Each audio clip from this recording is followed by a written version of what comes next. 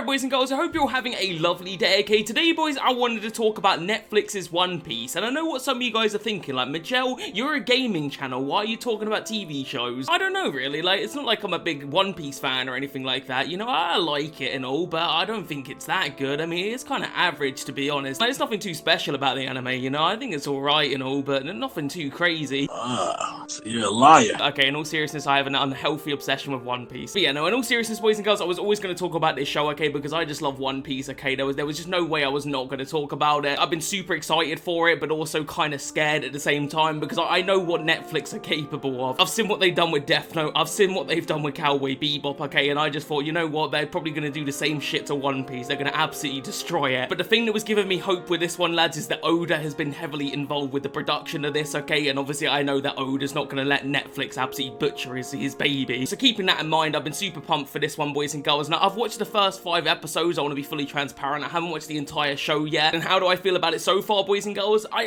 like it, you know? I think it's pretty good. Do I think it's perfect? No, and we'll get into that, but I do very much enjoy it. So I'm just gonna say this right now, boys and girls, I am gonna be spoiling the absolute shit out of this show, okay? So if you haven't watched it yet, then I definitely advise you do so. With that being said though, if you've never actually read the manga or watched the show, like the anime, then I'd actually say don't watch it. Those two things are just far superior, in my opinion, in almost every way to the Netflix adaptation. But yeah, if you've actually watched the show and like read the manga, then yeah, definitely watch the Netflix show because you will have a good time with it. So with that being said, boys and girls, let's just jump straight into it, okay? And I want to kick things off by talking about the casting, because that's arguably one of the most important things with a One Piece show. If the casting was all fucked up, then obviously the show is just gonna not be good at all. And on the whole, I think the casting was actually really good. I think they did a fantastic job with it. They could have gone with a completely star-studded cast with like tons of like well-known celebrities, you know, they could have gone like Arnold Schwarzenegger playing as Luffy.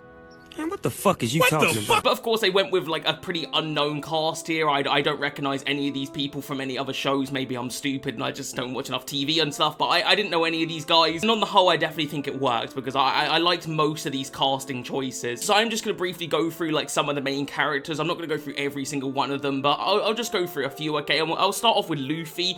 Absolutely nailed out the park here. This is the best casting like they could have possibly done. I'm not going to try and butcher this guy's name because I have no idea how it's pronounced. So I'm just gonna flash it right here. This guy, absolutely fantastic job as Luffy. He completely sold me, because that is not an easy character to play, boys and girls, okay? Luffy is larger than life, to say the least, okay? This guy really nailed it, though. Next, I'll talk about Nami. I thought this was also a really good casting choice. I thought she did a really good job. Usopp as well, I thought was a good casting choice. I really liked this actor that played him. I thought Kobe as well was actually a really good casting choice. I think they nailed that one. Sanji, I'm not too sure on, because I haven't really seen that much of him yet. Again, I've only watched 5 episodes, so I've not seen that much of him, but so far he seems believable. Shanks I thought was a good choice as well. Captain Kuro was perfect casting. I really liked whoever played him. The only casting choice I wasn't 100% on, in my opinion, was Zoro. I didn't hate this casting choice, but I don't know, it's taken a while to grow on me. And it is heavy shoes to fill for me, boys, because Zoro is my favourite character, so obviously I'm going to be a bit overly critical here, but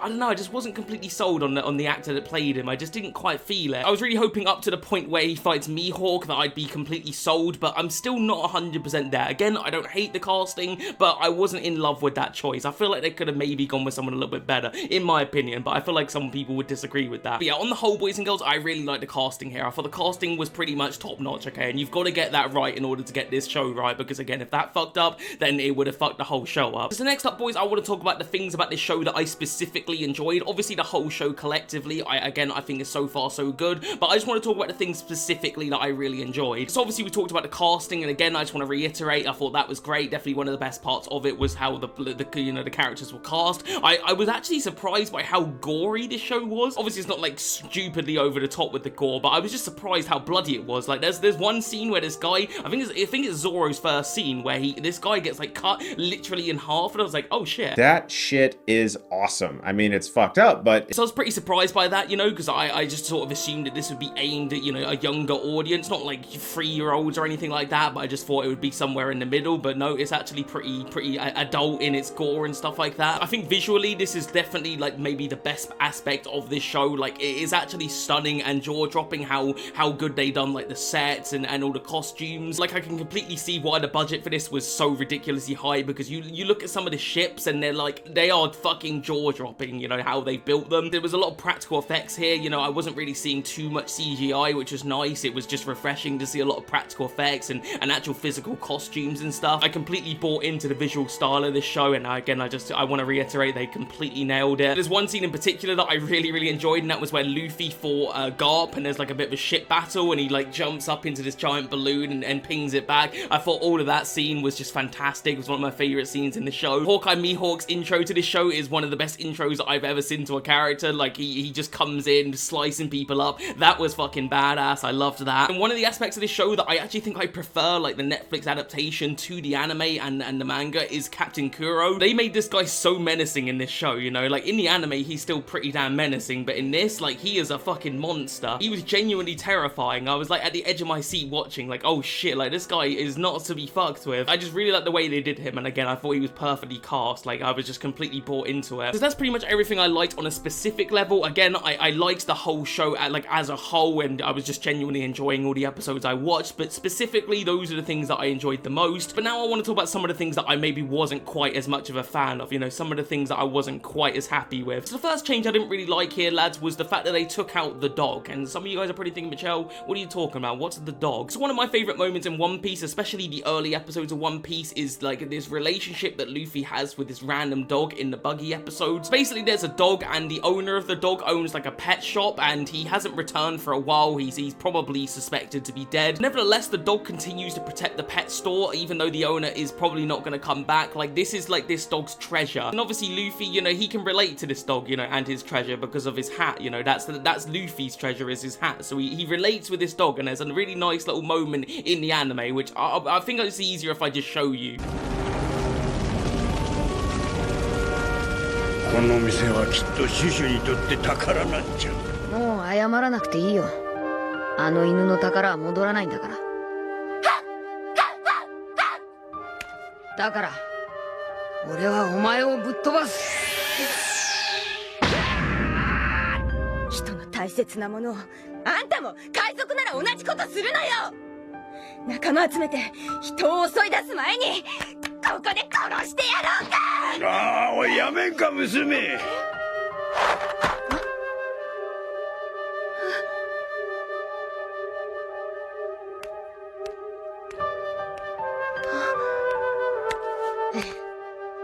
これしか取り返せなかったよ。あと全部食っちまいやがってよ。あいつ、あのライオンと戦ってきたんだ。あの犬のために。Hey, who left this bowl of onions here? In my opinion, this is definitely one of my favorite parts of like the early episodes of the show. You know, I just really enjoyed this moment, and it also like it illustrated to Nami that not all pirates are the same. You know, because she's got this in her head that all pirates are all fucked up scumbags. But then she meets Luffy, and obviously she's judging Luffy based on her experiences with other pirates. But then she sees this whole thing go out with the dog, and she completely changes her mind on Luffy and pirates as a whole eventually. And unfortunately, this entire story arc is completely gone from the Netflix show, and I understand why they took it out. They went with a slightly different direction with it, and we did get like a shot of a dog, which I think was like a bit of a nod to the dog from the anime, but I was still sad that it wasn't in the show, you know, because I would have liked that to be adapted. The second thing I wasn't a massive fan on, and this may be a little bit nitpicky, but I'm gonna say it anyway because I love Zorro this much, but I personally felt that Zorro's origin story was a little bit rushed. So like they showed all of like the major parts of his origin, but one thing that I really liked from the anime is just watching a little Zorro just go absolutely nuts with training. There's a montage of him training while all the other kids are just trying to keep up, and he's just doing ridiculous things as a young kid, and I just kind of wanted to see that. And I also felt with Zoro's origin story, like when he asks if he can have the Wado Ichimonji, like I felt like there wasn't that much emotion there. Like in the Netflix, he's kind of like, let me use the sword because I made a promise, but in the anime, like it really hits home. Sensei, I ask that you let me have that sword. Kawina's sword? I'll get stronger! Stronger than she ever was, you hear me? Strong enough that my name reaches up to the heavens! I am going to be the world's greatest swordsman! I promised her. Again, it is kind of nitpicking, and I know that it's not going to be exactly the same as the anime, but I just felt like the anime did a much better job with Zoro's origin, like, as a whole. But speaking of Zorro, there was one moment that actually did, like, piss me off in the show, okay, and I think it's in episode 4 of the Netflix show.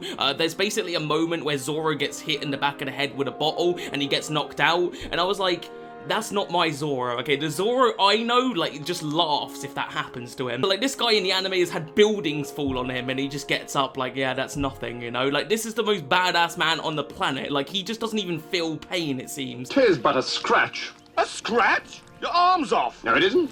Well, what's that then? So for him to get knocked out by a bottle hit, to me, I was just like, nah, that's not my Zoro. And again, that might be nitpicking a little bit, but I don't know. It did actually tick me off because that's not how I want my Zoro to be treated. And the Zoro complaints, unfortunately, boys, are not going to end there, okay? Because this is one of my biggest complaints of the show, was how the Zoro versus Mihawk fight was handled. I want to emphasize off the bat, the way they actually choreographed the fight and all of that, I thought was fantastic. They did a really good job, and it's almost one for one like what the anime was, and again, it was really well done in that aspect. There's certain nuances about the fight that they changed in the Netflix that I really wasn't a fan of, because it kind of contradicted the whole point of the fight. So I'm going to try and break it down so that kind of makes sense, okay? So the first thing, like, I had a problem with the Netflix adaptation is that before they fight, like, Zoro announces a duel with Mihawk, and he tells him his name when he's asking for the duel. Like, when he's asking for a duel, he literally says, I, Roronoa Zoro, declare a duel with you, Mihawk, or something along those lines, right? And the problem I have with that is that in the anime, it's handled in a completely different way, and I really like the way they did it in the anime. Basically, when Mihawk and Zoro are fighting, like, Mihawk has got zero interest in this fight. He has, like, zero respect for Zoro at all, you know, and just, in fact, he has zero respect for the entire East Blue. He just feels that everyone in the East Blue is weak and not really worth his time. So obviously gets out his, like, tiny little blade, and he fights Zoro with this, like, little, just, it's not even a knife, it's like, it's smaller than a knife, like, it's literally ridiculous. And the whole point of that is that he has no respect for Zoro, that he won't even fight him with his, you know, with his big blade. And obviously the fight hits the point where Zoro gets stabbed with that little blade, and Mihawk's expecting him to step back and, you know, just accept defeat, but he doesn't. He just stays there. And at that point, Mihawk asks for Zoro's name, you know, out of respect, because he wants to know who he's fighting, and that is completely taken away in the Netflix version, which I was kind of let down by. The second thing I had a problem with this fight is that in the Netflix version, he compliments Zoro's strength, you know, when he's fighting with the tiny little blade, which again just sort of defeats the whole point of the fight, because Mihawk's not supposed to think that Zoro's strong at all until he stabs him with a little blade and he doesn't step back. Like, it's not Zoro's strength that Mihawk's impressed by, because again, Mihawk is far superior in literally every way to Zoro at this point. It's the fact that he's willing to die in this duel that he gains his respect, you know, it's not his strength at all. So again, for Mihawk to, like, compliment Zoro's strength, for me, it just contradicted the fight, in my opinion. But I digress, boys and girls. I feel like I've complained enough about Zoro at this point, you know. I just feel like the Netflix adaptation, they don't quite nail Zoro as much as I wanted. I wasn't massive on the casting. I feel like the origin story was a little bit rushed, and there are just certain moments here and there that I just wasn't a massive fan on, and I think they do a much better job in the anime. And honestly, there's only one more complaint I have with this show, okay, and it's by far the biggest crime that Netflix has committed, in my opinion. Usopp's nose.